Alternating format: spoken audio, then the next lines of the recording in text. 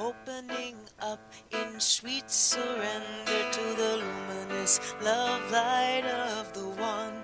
I am opening up in sweet surrender to the luminous love light of the One. Yes, please stand if you're able.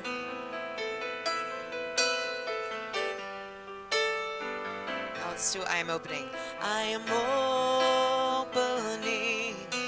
I am opening. I am opening. I am opening.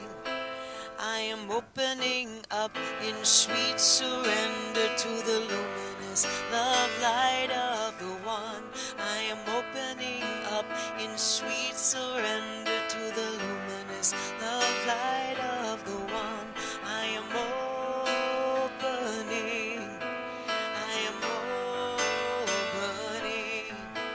I am opening. I am opening. Now you can sing which part resonates with you the most, the wordy one or the open, free one. I am opening up in sweet surrender to the luminous love light of the One.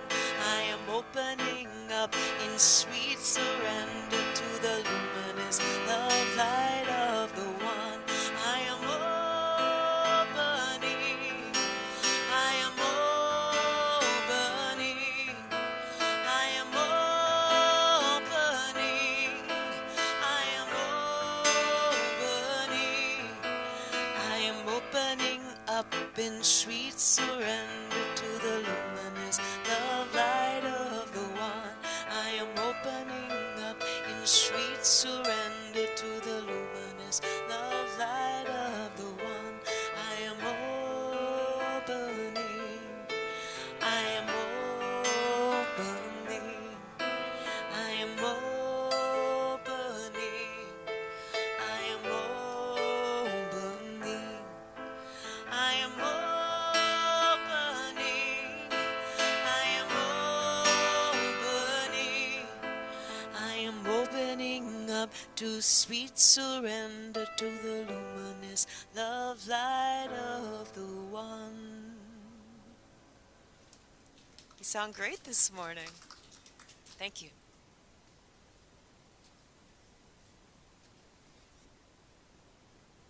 I got a fumble to talk here. Thank you, Ginger. Beautiful opening. Thank you, all of us, as well, and welcome this morning. We have a beautiful service today, and it's. I was watching Anne holding her heart, and it's really what our service is about. Really, connecting to the vibrations coming from our heart, and through that, transforming everything. So I'm glad you're all here. And again, I welcome you, including all of you here on Zoom this morning. And I extend that welcome on behalf of Reverend Paul, my partner, and Ginger, my partner, and Paula is our reader today, and she's very much a partner in this experience, as is each of you. So thank you. So let's open with a prayer. I invite you to pull your awareness within yourself and just out of the busyness in the room, and feel that centering and that grounding that is your inner awareness of your truth and your heart, that divine essence that animates every aspect of our being. And we know that is our truth. As we walk through the world, in our human activities, we can hold that awareness in our heart, in our mind, in our energy. For we know we are energetic beings, and everything is energy. And that consciousness, that awareness is what flows through this service today, embodied in each and every one of us here. So let's just take a moment and feel that peace. It's an inner peace and a harmony with divine energies that is pure love. And we express gratitude and deep appreciation. And please join with me in saying thank you, and so it is. Thank you. Okay.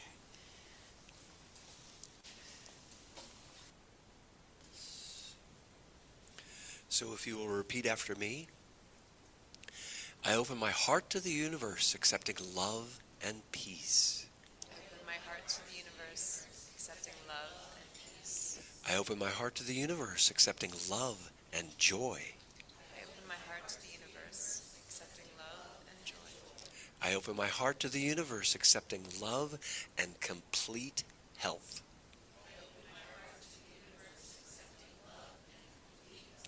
I open my heart to the universe, accepting love and abundance. And so it is.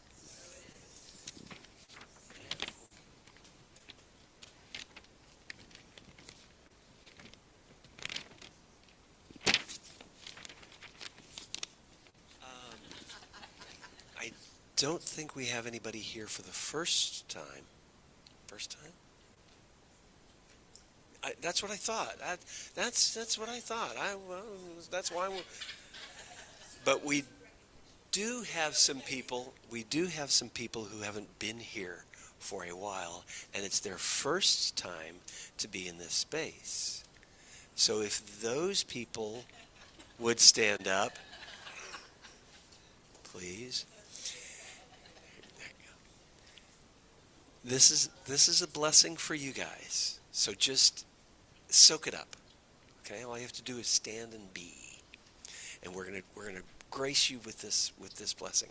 Everybody on Zoom, if there's anybody here for the first time, go down to the reactions and bring your hand up, hand raised, so that we know that you're here for the first time.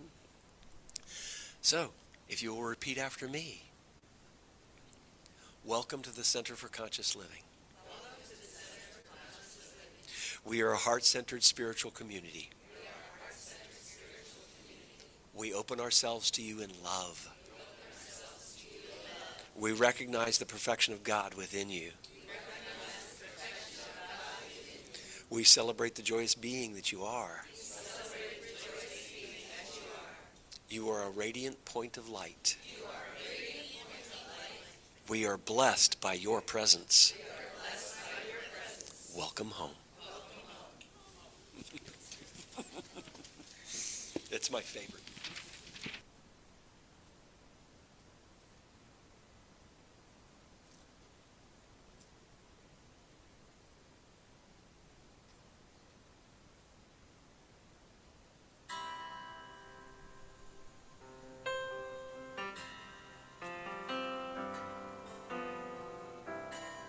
I'm going to sing I Am Light.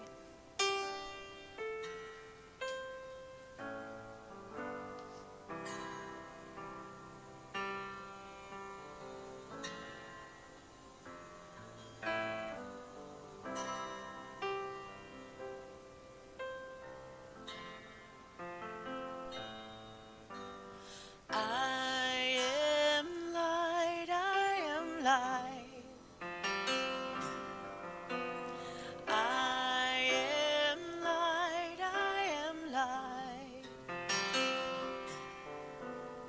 I am light, I am light.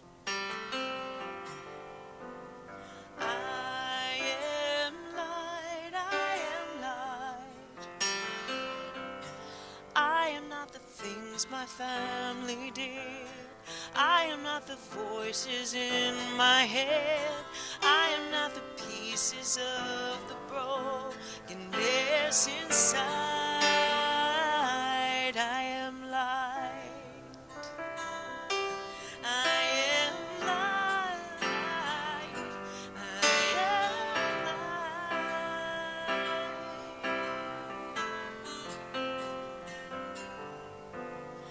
I am light, I am light.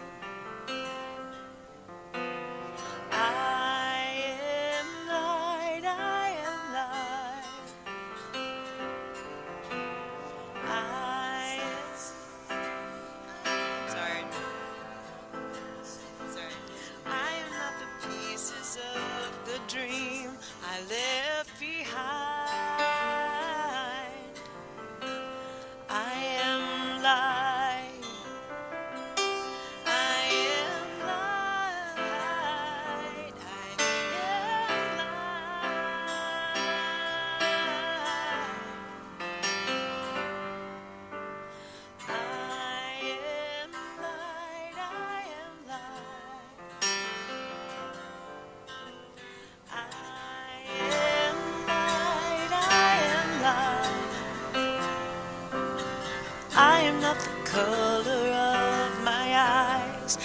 am not the skin on the outside. I am not my age. I am not my race. My soul inside is all is all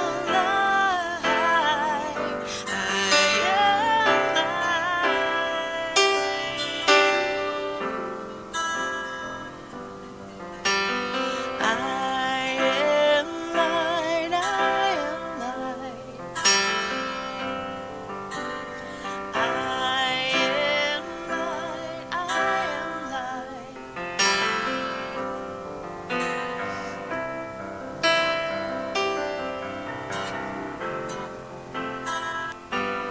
I am divinity divine. I am the God on the inside. I am a star, a piece of it all. I am light. I am light.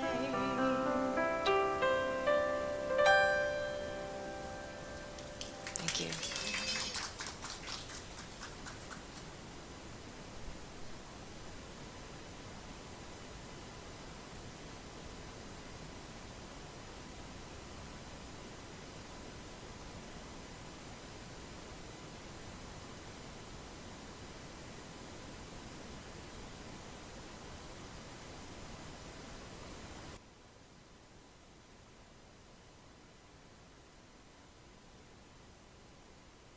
That lavalier isn't working for me today, so I'm with this. But I wanted to introduce Paula to you today in the reading.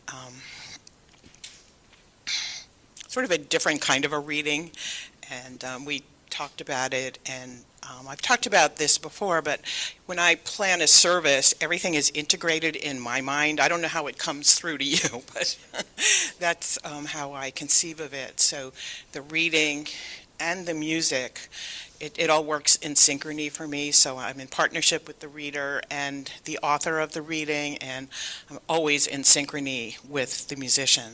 And Ginger and I don't even need to speak to each other anymore. It just happens, right? It just, the divine moves through it. So, so Paula's doing a reading from an author I mentioned last week, David R. Hawkins, and he was an enlightened being. Right. During his lifetime, he became enlightened, and he writes extensively about the journey from, our ego self, which I talked about that last week, right? We talked about the small s self and the capital S self, and he writes about the journey from the ego mind, the small s self, to full enlightenment, and what we experience along the way and how we get there. And all of us here in this room are on that journey in some way, right? Whether we're aware of it or not. That's why we're here together in community with each other and in communion internally within ourselves. So this reading is a lot longer than what we normally do in a reading. So I want to ask you to take a contemplative kind of position about it within yourself, and just sit back. Feel free to close your eyes. And also, for those of you who do know David Hawkins' readings, just know that I changed the language substantially because because he was a psychiatrist, so he was a medical doctor. He also was a researcher, a PhD researcher. So he writes in a very academic style. And a 10-minute reading in that can really put you to sleep. And so I changed it to make it more engaging and more accessible for us. So just know that. Okay, thank you.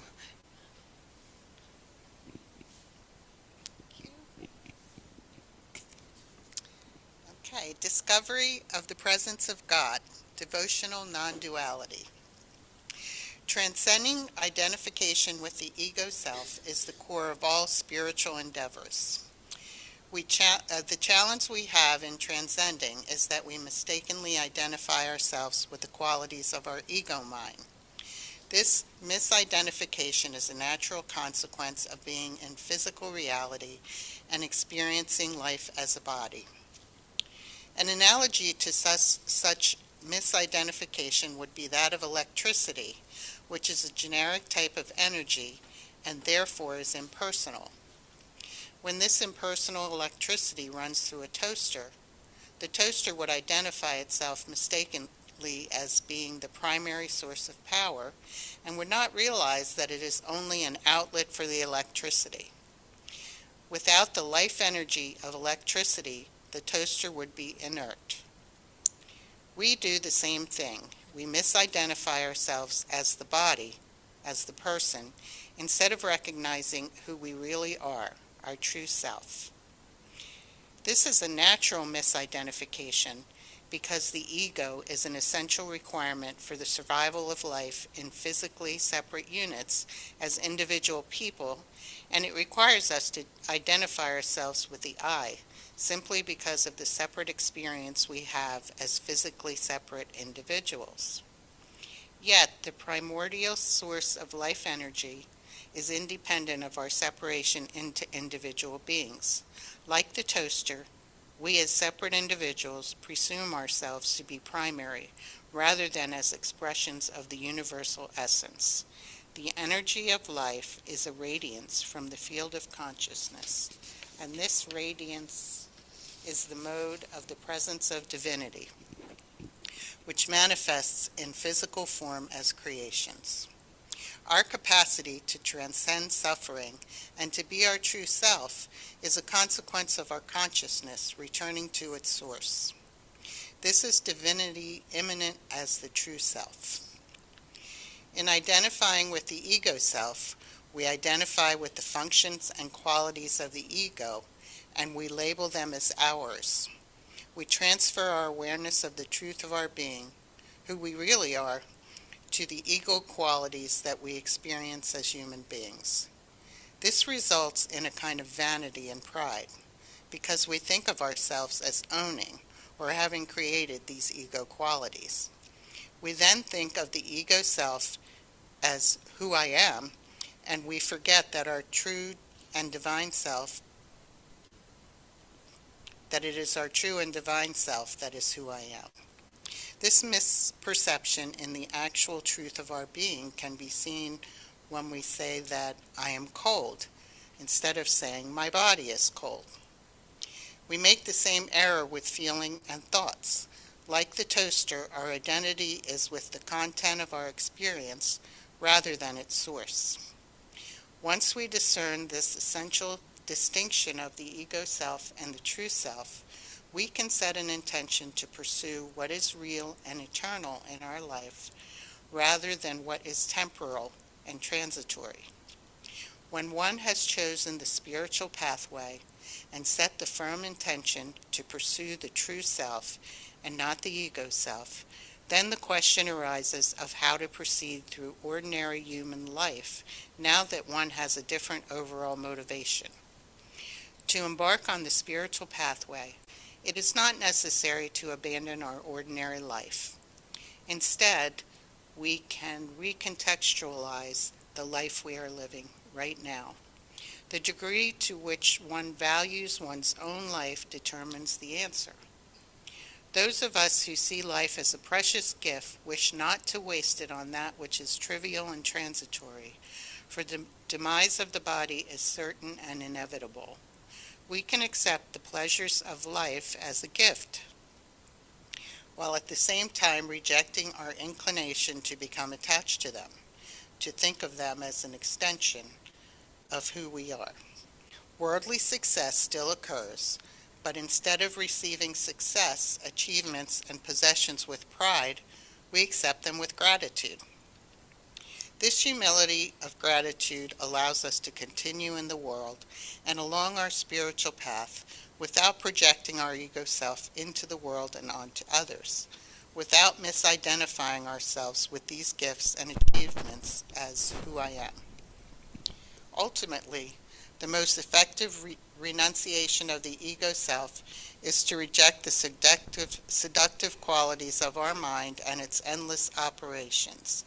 Even upon casual observation, we can see that the mind is composed of an endless kaleidoscope of opinions and viewpoints, of attitudes, preconclusions, assumptions, and prevailing social positionalities that are popularized by the media and glamorized by the acclaim of others. Thus, the inner process of transcending the ego primarily is one of de-energizing our illusions rather than acquiring new information in our mind. Awareness is predominantly revealing in its nature. It is not an acquisition. The true self is already aware of reality. It does not need to learn more about it. Our mind cannot discern appearance from essence. Thus, the person seeking to transcend the ego self learns to turn a deaf ear to the mind's thoughts and focuses instead on the knowingness of wisdom from within. This inner truth leads to a circularity of thoughts because the mind cannot tell the forest from the trees, and therefore it focuses on problems and diversions instead of the true self within. Eventually, the ego is canceled out by the truth of the self. Our intention is of primary importance because it is independent of circumstance and irrelevant details. Study, concentration, and attention, all activities of the mind tend to narrow our focus and to emphasize content and details. Contemplation, on the other hand, is aligned with the overall field and with its context of significance, meaning, and value. The ego loves details and taking stances, and it has endless questions. Conflict, therefore, is of the ego. Harmony is of the spirit. The personal ego self never runs out of drama and problems, all of which are invented. A powerful spiritual technique to transcend the ego self and realize the true self is Ramana Maharshi's self-inquiry contemplation. The famous question of who am I is intended to direct our attention from the ego self, I, me, mine, to the source of awareness itself. Thus, the profound question leads the practitioner from the ego self to the true self. The transition from our experience of ourselves as the ego self, I, me, mine, to the presence of the true self is major. As we transcend the levels of consciousness and ascend to higher levels of awareness, both the world and our experience of it progressively become more benign, more compassionate, more loving.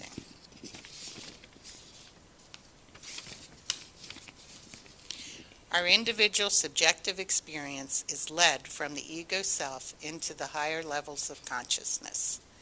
The world appears ever more beautiful as we ascend into inner joy. The perfection of all things shines forth, and this leads to indescribable ecstasy. When that joyous, wondrous state is surrendered to God, it is then replaced by an all-pervasive stillness, silence, and peace that is beyond ecstasy. Within this intrinsic beauty, the sacredness of all creation emanates forth from within form as well as beyond it. This formless essence of divinity radiates out via form itself. Progressively, oneness pervades. The allness of divinity is confirmed by the immense power of love as intrinsic to creation and divinity.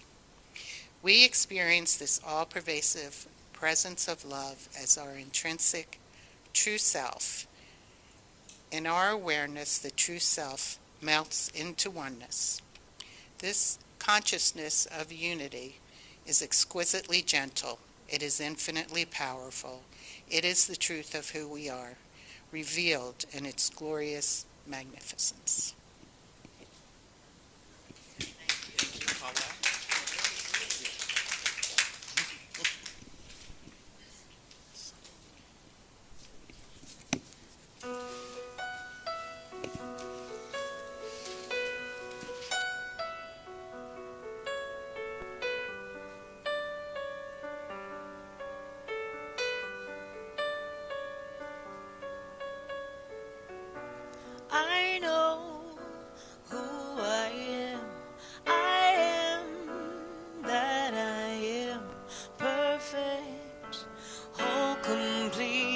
expression of divinity. I know I'm never alone. I am holy soul, one with all there is. Oneness is my bliss, and the way to faith and faith is a bridge to grace, and grace is the space we all receive, pause and breathe.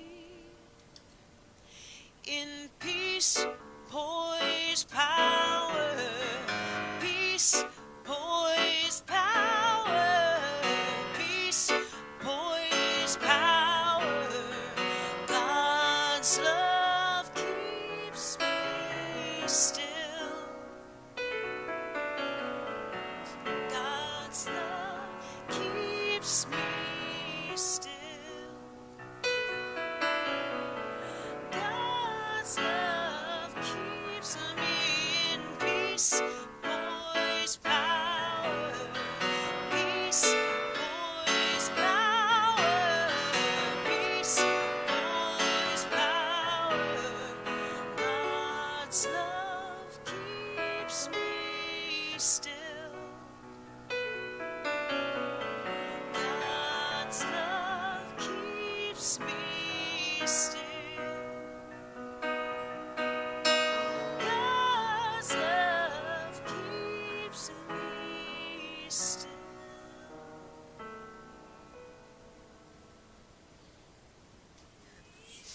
Thanks.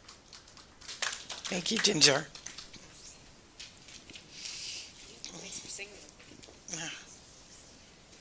I hope nobody could hear me singing.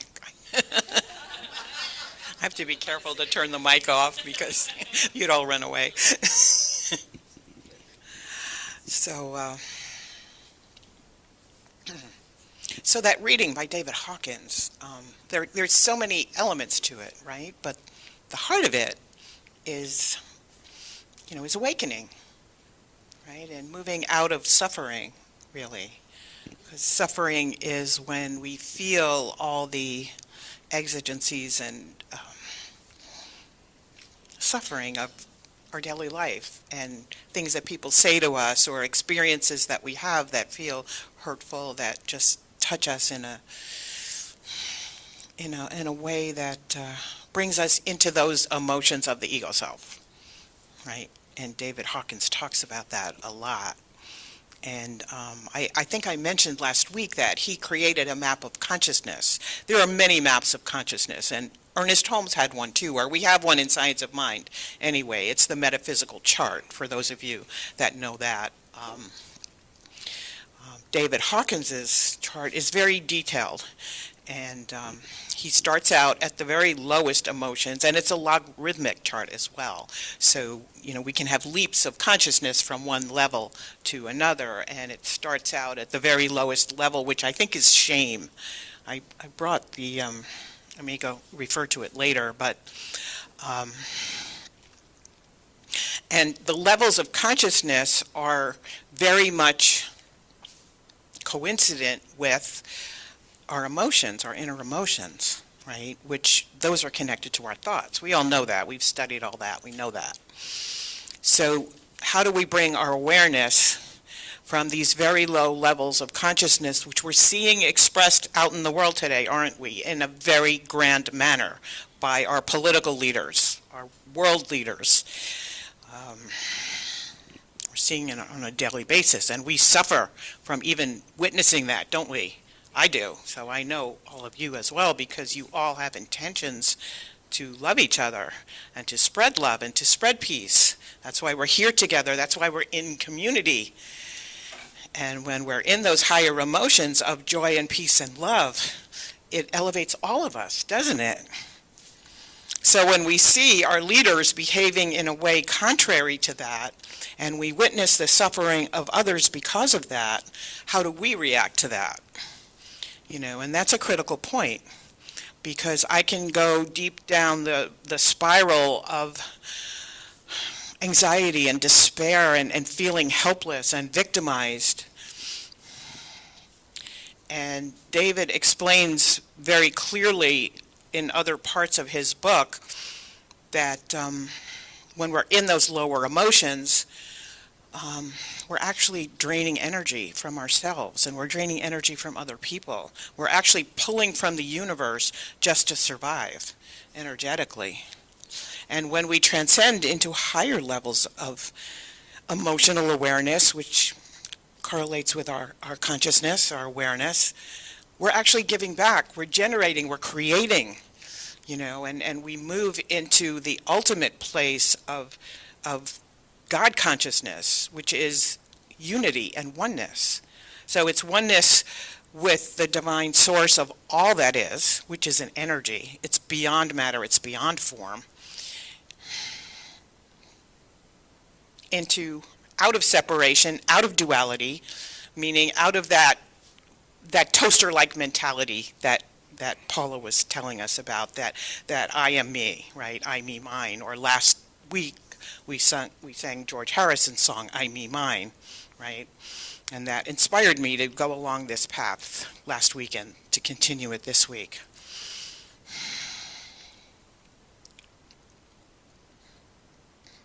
Our intention, and he talks about how important intention is. Do we have an intention in our life? All of us do have an intention here, or we wouldn't be sitting here together. We have an intention to elevate our own awareness, right? And to be in peace, to be in love, to spread joy, and to radiate that forth from within ourselves to other people. In order to do that, we need to be in those higher levels of consciousness. And David Hawkins, in his map of consciousness, again, it's a logarithmic map, so there are leaps of awareness that happen. It's not arithmetic, 2 times 2 is 4. It's exponential, really. So, we can escalate from the lowest emotion of shame and move into guilt. That's actually a higher emotion. And I don't remember what some of the other ones, anxiety, and I don't know, I don't remember them. Wait, I'm going to get the map, because I think this is an important point. This is,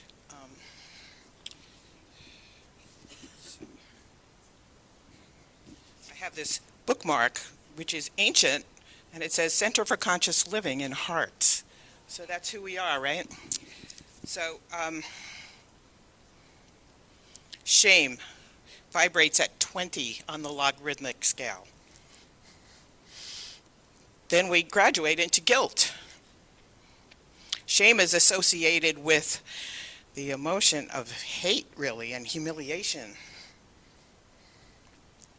Guilt is actually a step up, and that's destruction and evil. So we're actually moving up the scale when we're in destruction and evil, because shame is, there's no place to go from shame except annihilation, right? But then we can move up again into apathy and hatred, right? And that's associated with hopelessness and with abdication. So how many of us have felt hopeless? I mean, I felt it at times in my life. I'm sure we all have. And it's a victim kind of mentality, isn't it? Where I just feel that I have no power. And Ginger just sang to us about peace, power, and poise, right? But we can come from a place of really feeling like we can't do anything about the problems in the world today. I am powerless to change this. And then we can escalate again into grief. Grief vibrates on the scale, on the logarithmic scale, at 75. And grief was a big part of our discussion on Friday night in the Red Tent group. It was brought up how grief is such a powerful emotion, and it really can take us over. For years it can. If we lose someone really close to us, it overcomes us, and we need to move through those emotions. We need to be with them. and we can spend our life being with them. And sometimes we need to. There's no judgment here. Right? Grief is associated with the tragic, feeling the tragedy and feeling despondent. So again, the hopelessness of despondency. And then we can graduate again. If we go up the scale to 100, we can move into fear. Fear is actually more empowering than grief and apathy. Fear is, of course, frightening, and it's withdrawing, right? Pulling back. And, we're escalating into desire and then anger. Anger is at 150. And anger, of course, is associated with aggression and antagonism, right?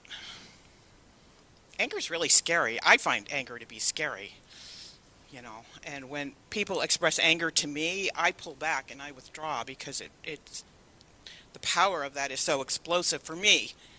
And that goes back to my childhood experiences and my personal vibrational makeup. I feel scared inside when someone expresses anger. But you know what the truth is? We all have anger. I know that I have it, but I don't want to see it. And I'm learning that because I'm in this very deep spiritual process with a gifted healer who is bringing me into awareness of very, very deep and really childhood origins and karmic, maybe, origins of awareness. And I never saw myself as an angry person. And I haven't really experienced it yet. I haven't gotten that far because, we all walk around with a mask, right? And how do I see myself? What is the mask I created for myself as a child? And that really is part of my mask.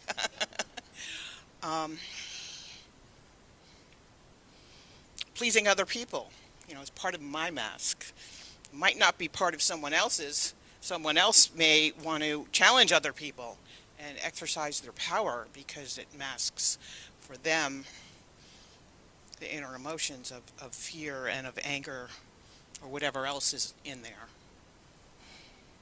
The thing is, we have to come to know that mask in order to know the anger and the fear or whatever else is in their grief, right? Which is loss and sorrow. Those are our major emotions, really. The lower ones, anyway. So then David Hawkins says we can go into pride.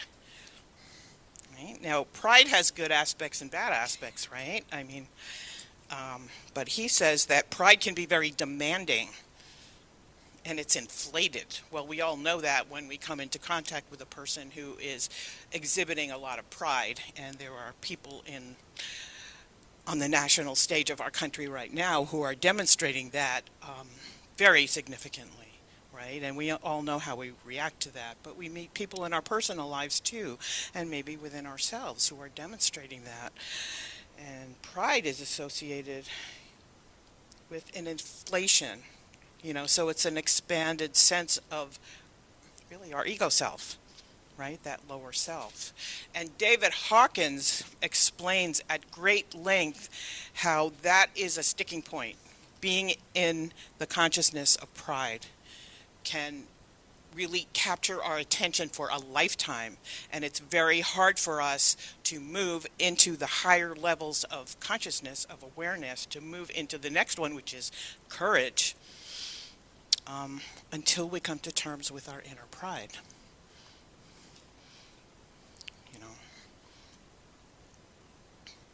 When we're able to do that, we can escalate actually much more easily into courage, and then into willingness and acceptance.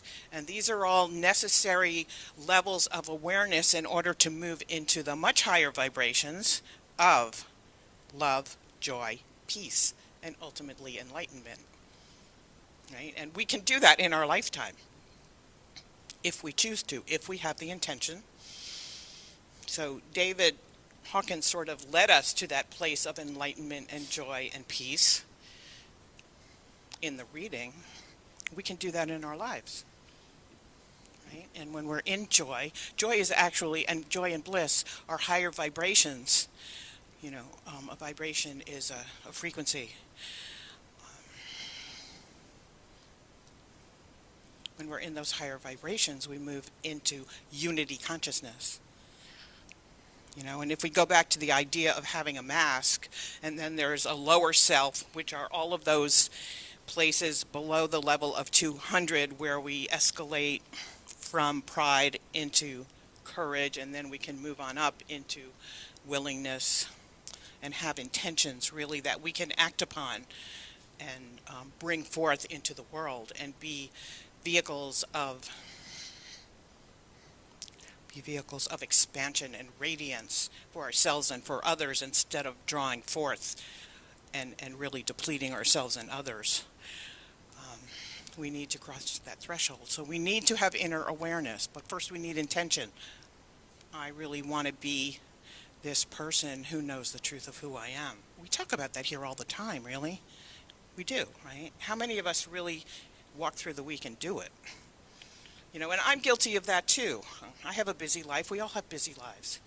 So it's great to come here on Sunday, and we're with each other, and we love each other, and we remember, I am this divine being. Even though I'm walking around as Christina, you're walking around as your ego self, who you are, as I'm doing as Christina.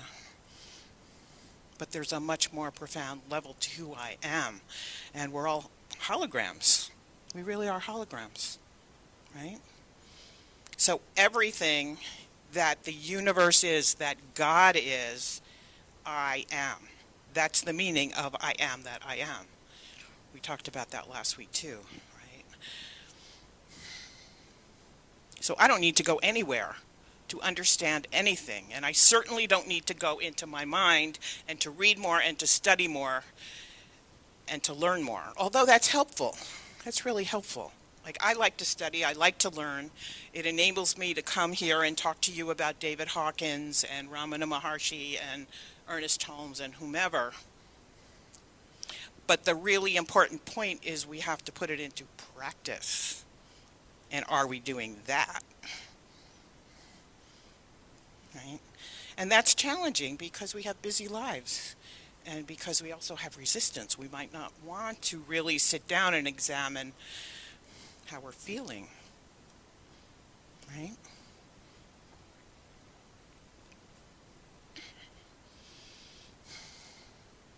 I work with horses, right? So many of you know that. And horses, they're always who they are. All right? There's no pretense. They don't wear a mask like we do. They're not trying to please anybody. They're trying to survive. Mustangs in the wild, they have predators, right? And their primary reason for being is to find food and water and shelter and stay away from predators as long as they can so that they can survive. And they do that by living in a herd of other horses. Deer do that, zebra do that, right? And the thing about horses is, and other wild animals that are prey animals, right? Wolves and mountain lions and other predators, including humans, prey on horses and deer, right? The thing about them is that in order to survive, they need to be fully present, living in the moment. And they need to know the truth of who they are. They need to know what their feelings are in every moment, in every nanosecond. Because if something suspect shows up in their life, and it could be a paper bag floating in the wind, but if they don't know what that is, it could be a mountain lion, and it's scary, and they are poised in that nanosecond to pick up and run away. And it's not just the individual horse. The horse communicates through its energetic awareness, through its body language, its facial expressions, to all of the other horses in the herd, and they all take off and run, right? Birds do this too. We see, what is it called, murmurations of, I forget what species of bird it is, where they, they're in a flock and they just have these beautiful movements, and we've seen this on videos, right? They're all communicating with each other, or migratory birds do this as well. There's an energetic connection. And the reason why I work with horses is because of these characteristics, they help people. So they help us to connect with the truth of our being, of who we are. Inca must know about horses.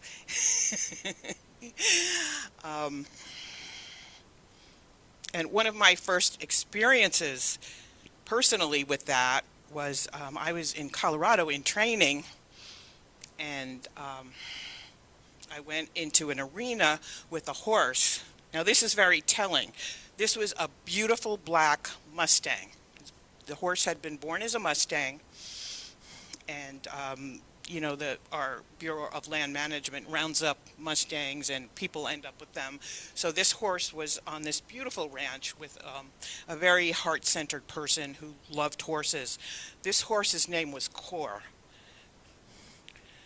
which is short for corazon. Okay? So those of us who know Spanish know that that means heart. And that was the horse that I chose, just in a kind of oblivious way, because I was oblivious at the time. And I went into the round pen with this horse. This was right after I had finished my practitioner training here at CCL. So I had been through an intensive 2-year program, as some of you in this room know. 1, 2, 3, at least 3 of you. How powerful that experience is, right? Of really connecting with our internal ways of thinking, of feeling, of being, and of interacting, bringing that forth into the world. But for me, that was just the beginning, and I know that's true for all of you, or it's a step along the journey, anyway, of awareness. So I walked into this arena with this horse, and through a facilitated interaction with the horse, and there was a human coach, I had an experience where I was centered in my heart. Remember, corazon, right? And this is just my experience with this horse. And there was a fence around my heart, which I didn't know it was there. I had not known that before. The fence just collapsed at one point, and my heart opened. And I've never been the same since. And that was the beginning of my journey of really paying attention in a conscious way. I had done the learning here at CCL through the classes I had taken and the practitioner training, but then I had the experiential experience of actually my heart was opening. And I started feeling compassion for other people. Much more so than I ever did before. I always had a deep compassion and love for animals and babies too, because I had a lot of babies in my childhood. But I just felt more open. And that was 10 years ago. And here I am now, and I am so very aware of the connection of the heart and the energetic vibrations that we experience in the heart and our mind, the thoughts in our mind, and how we bring that forth in the world, and how we are as beings in the world. Right? And, our thoughts and our emotions are linked with each other. Right? So I don't know what comes first, the thought or the emotion. I think it's, it's a circularity kind of a thing. So if I'm feeling fear and then I have a thought that you're being mean, I'm afraid of you because you're yelling at me, you're a mean person. It just keeps going around, and I can get stuck in that circular thinking and that emotional experience of being afraid, and also knowing in my thought that you're not a nice person or whatever I'm thinking. Well, that's not going to get me far in life, is it? Really? Right? So how do I stop that? How do I transcend that?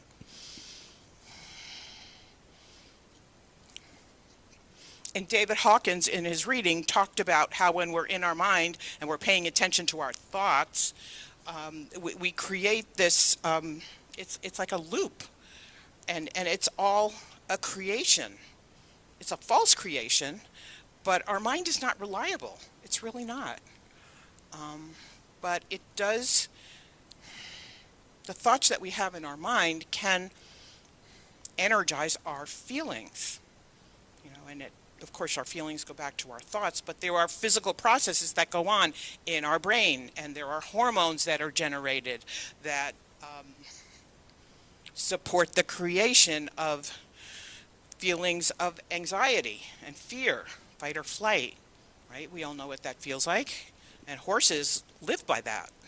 Going back to horses again, because they use those emotions to survive, right? If there's a mountain lion that shows up on the hill over there, they need to run away to live and to survive. As soon as that mountain lion is gone, they settle right back into being peaceful. Right? They don't hold onto it the way we do. It's like, oh my God, mountain lions are bad. I need to obsess about this for the rest of the day and the rest of the week, and it's ruining my life, and it's ruining my relationships with everyone around me, all my herd mates. That's not a survival strategy. That doesn't work for them. So what they do is they settle down, and they're all friends. They're always friends. They protect each other. And we experienced that. Those of us who were at the Red Tent Group on Friday night, we all felt that, right? That love that we had for each other, that support. It's a survival strategy in this world of apparent craziness and chaos that we're in right now. That's why community is so important to us, because we love each other and we can express that, right? So, so it's knowing when to be frightened and using that for good, like a horse does. Fear can be good. If I'm walking down a dark alley late at night, it's probably healthy for me to be a little bit fearful, because then I'm super aware, right? And if I see something strange, I might turn around and go back again. So that's a survival strategy, as long as I don't hold on to it once I'm safe again, right? But having discernment is very important. So another thing about horses and other prey animals, have any of you seen videos of zebras in Africa drinking from the same water hole as, a mountain lion? Anybody seen anything like that? Because I've seen that. And it's not AI, it's real. It can happen. It does happen. Because prey animals, like horses, have the ability to know intention. All right? So if they see a mountain lion, they know if that mountain lion is hungry and is hunting. Or they know that they're just resting over there and its little cubs are sitting there, then they're all sleeping, and the horse doesn't need to waste energy running away. They conserve their energy. That's another survival strategy. They might not walk over to the mountain lion and make friends with it, but they don't need to shift into fight or flight mode. Right? They can hold their harmony and their peace. All right, and the herd and the interrelationships and the energies and the communications that take place within the herd are an essential part of their survival, and that's true for us too, right? Our community. So why am I talking about all this anyway? It's a couple of points that in terms of being able to navigate the energies that we're experiencing in the world today. We don't have any control over what anybody else is doing, especially our leaders, right? And the leaders in other countries. We have no control over that as individuals. And we have certain rights here in this country, voting rights and different, activities that we can participate in. We can communicate with our legislators, but we're not the leaders. But we can be peaceful within ourselves, and we can move out of fear, out of anxiety, out of shame and guilt and anger and pride, we can shift ourselves into those higher levels of peace, neutrality. That's a nice place to be, just being neutral. Imagine being neutral about seeing somebody who's leading our country that we don't really resonate with. Can we be neutral about that? It's not easy, right? But we can be, because we can be neutral within ourselves. We can be at peace with the energies within ourselves, and we can vibrate that forth. So then we're not taking from the universe, we're not taking energy and depleting it from those around us. We're actually giving forth. And when we talk about radiating our essence, radiating that God force within ourselves, that's what we really mean. Okay? Being in those higher emotional levels of peace, love, joy. So, having an intention, all right? If we don't have an intention, we're just rudderless, right? So having an intention that I want to be a force of good in the world, that's essential. And then paying attention to the thoughts in our mind, the thoughts in our mind and the emotions that we're feeling.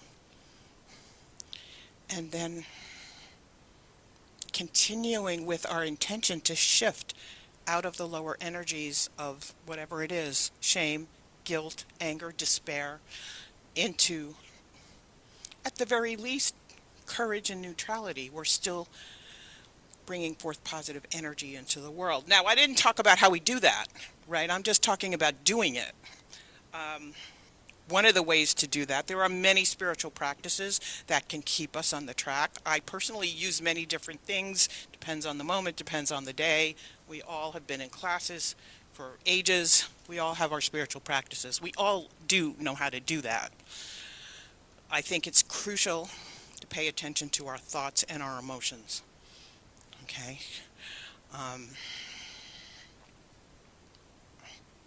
I think I'm going to leave it there. Intention, awareness of our thoughts, awareness of our emotions, and awareness that I am not this body, this person who is having these feelings, who is dressed in red today, whatever it is, you know. I'm not the toaster. I am the electricity, the essence, the vibratory resonance of the divine, bringing that forth through me and radiating it out all around me. Okay, those four things, okay? Intention, awareness of our thoughts, awareness of our emotions, and radiating positive energies. And CCL is doing that. I know I'm running a little over, so I'm going to close, but I do want to say this, that CCL is on its own journey, right? And we've been through more than 30 years of so many different experiences, and we just moved a little over a year, well, less than a year ago, and we settled here at St. Matthew, and we're starting to be creative. And it might not look like it, but we are, because I'm feeling creative, and I'm having experiences of creativity. And I had a vision when this position was first offered to me. I had a vision of creativity. The word actually showed up in my meditation, creativity, because I was asking, should I do this? Should I accept this? Because my human self was saying, no, what are you, crazy? You don't want to be doing this. I mean, that's what my brain was saying to me, but Spirit said to me, creativity. That was the one word that came up. And when I heard that word, what I saw was artistry. I saw the visual arts, and I know there's those of you in the room who love the visual arts and are very, look at Renee, she's a perfect example right there of, you know, expression, just creative expression, right? And also Ginger and our other musicians also, perfect example of bringing spirit forth through creativity. So we're going to be doing more of that here at CCL, because that's the vision that came to me. And I think we all love to express in radiance, don't we? Because we're all beautiful beings. So I thank you, and thank you for listening.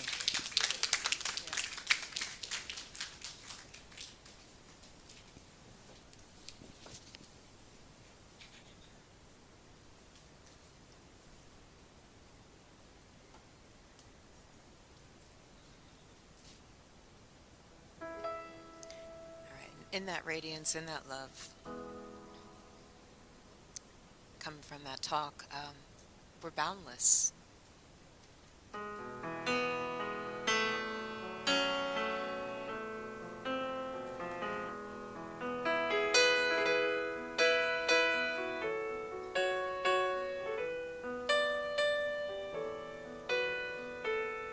Today I'm letting go, and I'm letting God. Feels so good to know we are one, fractals of a greater light, brighter than the sun, fragments of a higher mind, expressing as the one. Such infinite love surrounds us, we are boundless. Limitless light enfolds me, I am free. I'm open at the top, I'm ready to receive. Such infinite love surrounds us, we are boundless.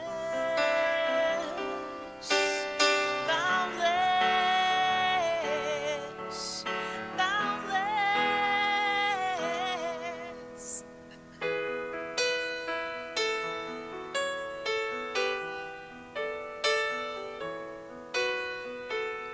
Today I'm in the flow,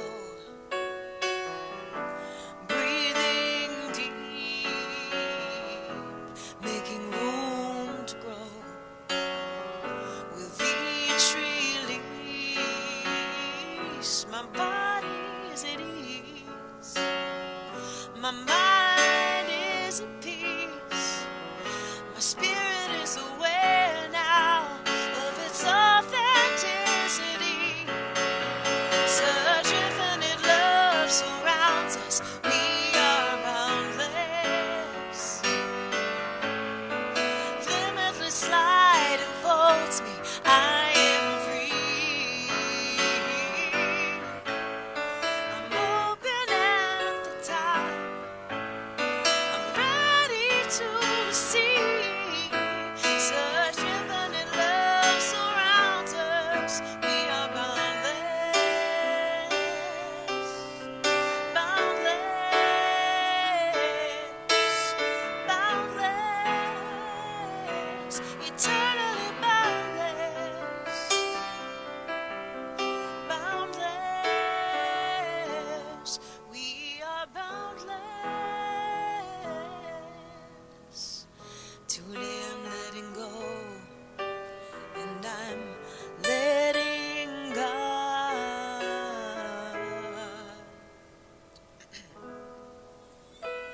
Thank you. Thanks for singing with me too. Of course, that's her own creation, isn't it? And I think the Peace Poise Power was as well. Yeah. So, just a very simple and brief invitation to continue to nurture this community through service and contributions. And we've got Kay here to extend that invitation a little further.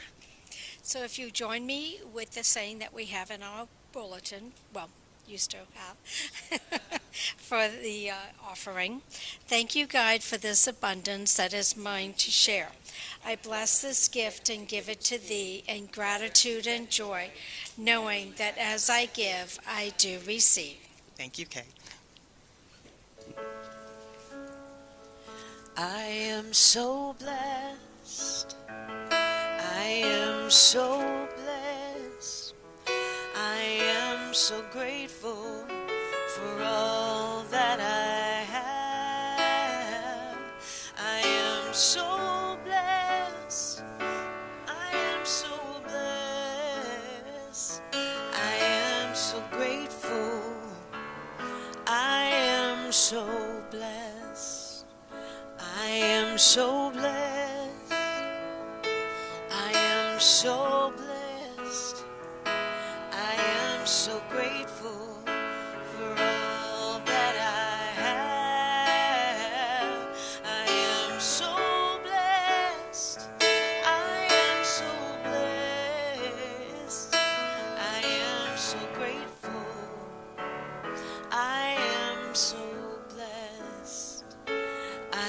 am so grateful. I am so blessed. We know that gratitude is an opening into the spiritual self. Gratitude alone, by itself, brings us out of the lower self emotions into the higher expressions of the truth of our being. And we feel that and we express that right here and right now. Gratitude and appreciation, expansion, boundlessness. That is who we are, and we are grateful and appreciative for ourselves, for each other, and for the divine within all of it. Please join with me in saying thank you, and so it is.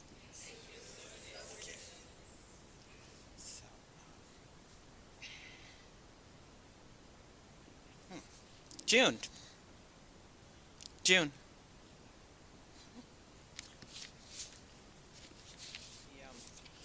We have a short season for peace and nonviolence.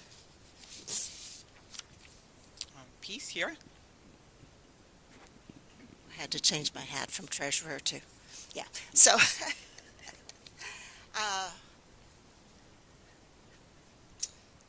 Christina, you know how you have this thing that goes on when you're putting a service together? Everybody is like, you don't even have to talk to them. You did the same with me. You didn't talk to me about this, and I'm saying exactly what you said. I mean, in another way. But, you know, thank you. Yeah, it happened last week, too. So I'm doing the Season for Peace and Nonviolence this week. We do it every week for another few weeks, 10-week series every year. And my topic today, which you knew about, but that's all you knew, was brave conversations. How to have a brave conversation. So yesterday I was at a workshop with Braver Angels, which is a wonderful organization that helps people to learn how to communicate, listen, and understand people who have different political opinions without walking out of the room and screaming and judgment and all that. So that was a very interesting thing, and there are many, many, many groups that offer these kinds of programs, and I try to take as many as I can because I take every opportunity to learn about conflict resolution, because it's not something that most of us have learned to do very well, and I am learning about that all the time, and sometimes don't do it so well. Conflict shows up everywhere, as we were talking about. It's out in the world there for sure. But, you know, it's here too. It's here in our intimate conversations. It's here in jobs that we're working with coworkers. And, you know, maybe somebody snaps at you mid-conversation, or somebody shuts you down when you ask for help, or maybe somebody disrespects you, you know, and then everything shuts down. So conflict isn't just about major blow-ups and wars. It's small, everyday frustrations. And these frustrations can build up over time. And when we don't understand and manage conflict, sources of conflict, we experience resentment, and the other person experiences resentment, and misunderstanding, and miscommunication, and everything gets affected. Our relationships, our jobs, the way we drive on the street. And all of this stuff happens to us, and our mental space gets consumed as well, right? We can't think about other things. We can't think clearly. And trust gets eroded. So these things are dividers. They divide us from each other. And that's not what we want, because we know that this illusion of separation is a thing that really hurts our souls. That's what we learn here. So why do we do it? Everything we're learning is telling us separation is an illusion, and then every day we separate ourselves in one way or another from other people through avoiding conflict often. Why do we do it? So I read somewhere that our brains see threats 20 times a second. our unconscious brains, our subconscious, is always scanning the world for threat. 20 times a second. Hard to believe, but that's what I read. So what is a threat? A threat is a conflict. So we're always scanning for opportunities to be protected. So when we're kids, we might live in a house. Our brains might have grown up in a house where there's conflict that's avoided, or maybe too much conflict. And then we learn all kinds of patterns about that. We put on masks. We build walls around our hearts. Brene Brown calls them armor. We don't even know we're doing it because we're doing it so early in our lives. And then we carry that armor through our lives. So, a brave conversation. What's a brave conversation? We can change our thoughts. We can change our actions around conflict.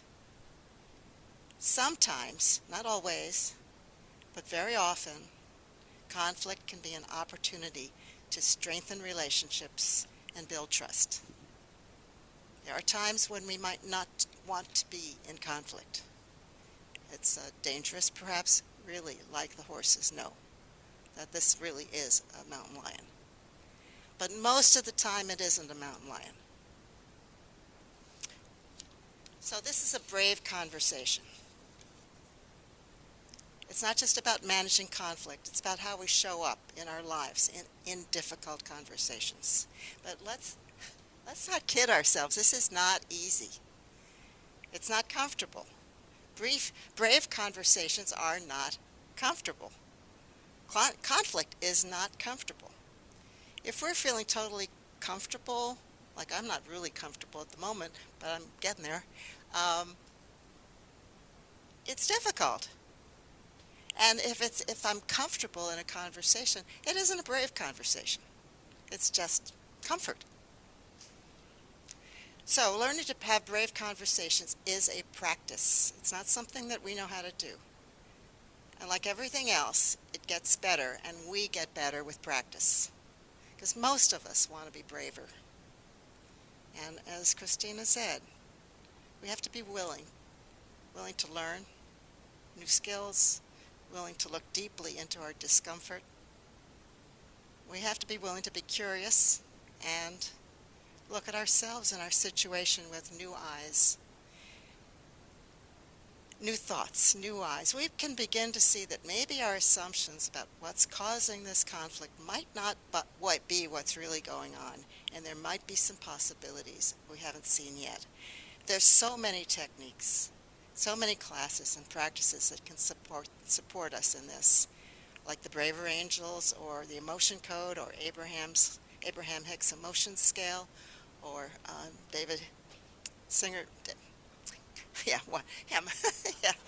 Michael Singer. Yeah, Michael Singer. All of these, we're not going to explore that right now, but we do explore it all the time here at CCL. And we do classes all the time. And each one of these classes uncovers a little bit more of this protection and armor. And here we are in a very safe space, a very loving space. So I'm going to encourage every one of you to partake in what we offer here at CCL, the many classes, the many conversations, the prayer that we offer. This is the place to do it. So I'm now completing this and turning it back over to Reverend Christina. Thank you, June. Thank you. Yeah. And I'll keep the announcements brief. I have another book that I want to grab, though. Here it is. Yeah. Okay, so really quickly here. Things fall off of this podium. Okay. The most important announcement is an expression of gratitude. Thank you, Ginger, for being my partner. You're such an elevated, inspired partner. There are no words ever needed with Ginger. It's just energy. So thank you. I'm deeply grateful. Reverend Paul, here in consciousness, holding the consciousness for the community, which he does constantly. And Paula, thank you for your beautiful reading. You did a great job. Really want to thank you. And June, thank you for being in synchrony with all of it, which I didn't even know about until you got up here. Thank you. And all of you who are in service here today, Kay, ushering, and the altar that we have today, and our media team, Marty and John and Keith on camera, and of course, our Zoom minister, Reverend Ken, moderating our Zoom group together with his partner and his love, Renee. I'm deeply grateful for your presence here at CCL in so many ways. Peggy's on refreshments today, so as soon as we break in a few minutes, you're invited to go back and have coffee and partake of Peggy's creativity. Thank you, Peggy.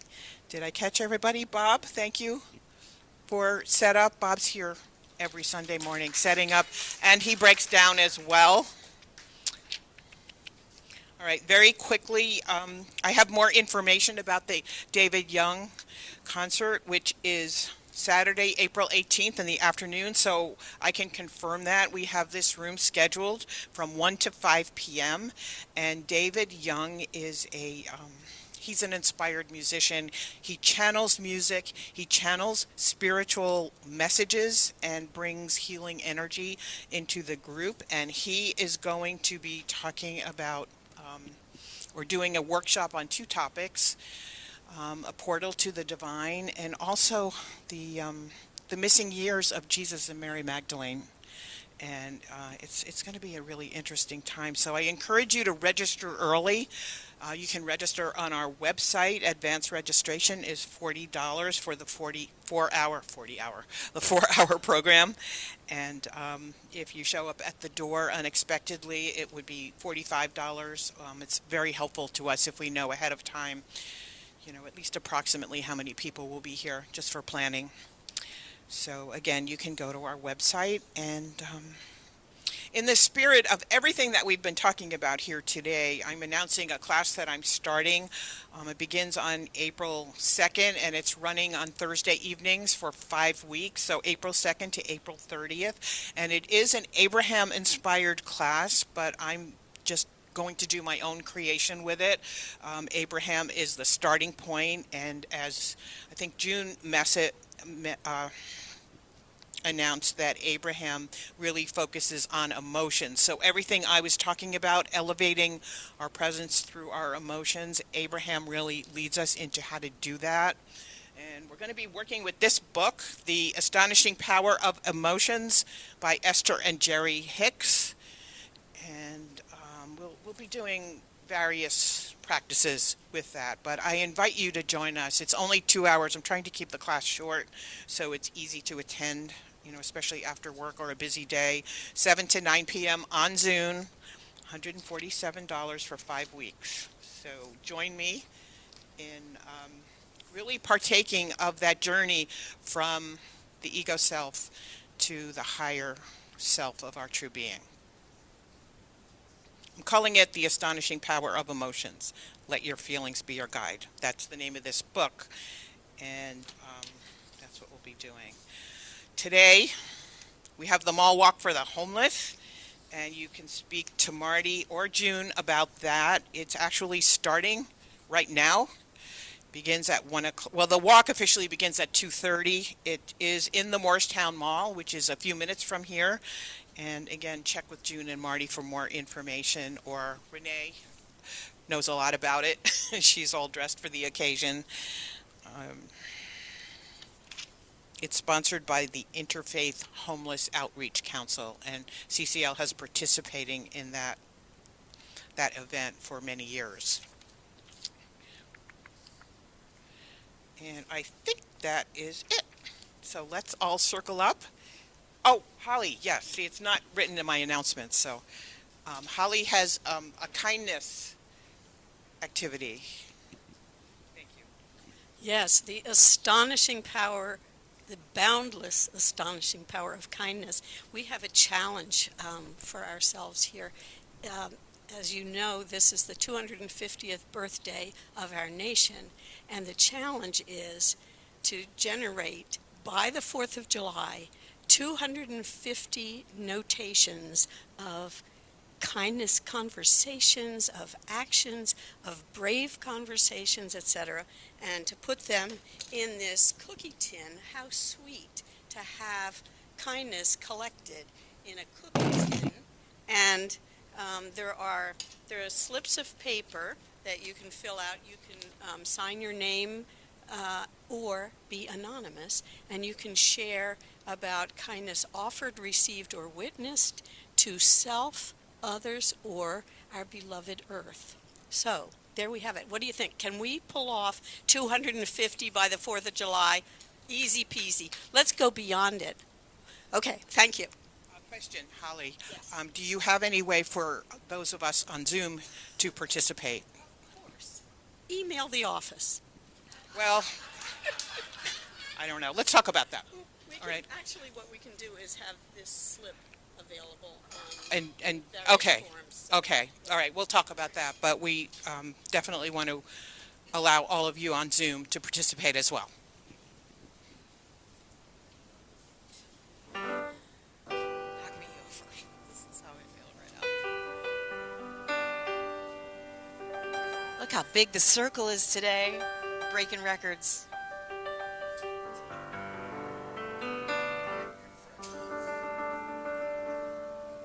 All right. I do it in a snazzy, jazzy way, so just follow along.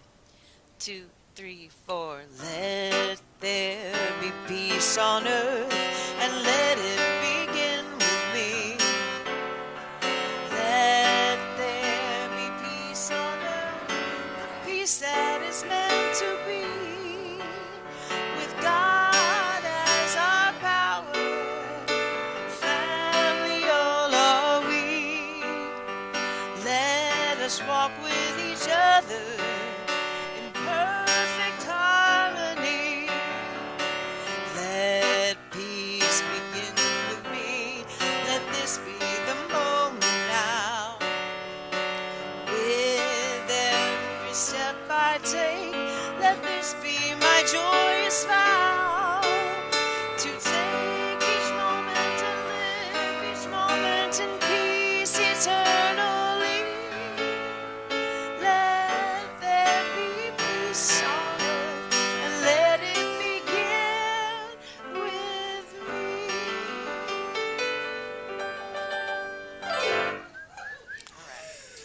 So let's breathe in that peace, that love, that joy, giving thanks for all of the love of the divine, giving thanks for this community, giving thanks for each other, giving thanks for this life we live, giving thanks for this beautiful service that lifts us up and carries us on wings till we come back here next week.